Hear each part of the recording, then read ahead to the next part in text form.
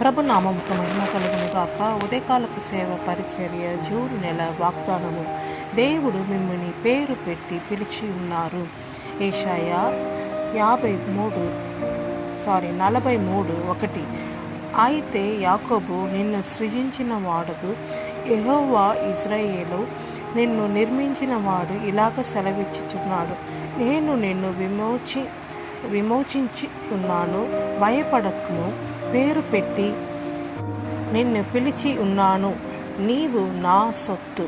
దేవుడి పిల్లలారా, ఎవరికి మన పేరు తెలుసండి? మన తల్లిదండ్రులకు, మన తోడు పుట్టిన వాళ్ళకు, మన క్లోజ్గా ఉన్న వాళ్ళకే మన పేరు తెలుసు కదా. సో అయితే యేసయ్యకు మన పేరు తెలుసు అంటే ఏంటి? ఆయనే మనల్ని సృజించిన వాడు. తల్లి గర్భంలో మనం రాకముందే ఇది ఆడబిడ్డ, ఇది మగబిడ్డ, ఏ బిడ్డ పుట్టుపోతుంది అని పేరు పెట్టి పిలిచిచున్న దేవుడు.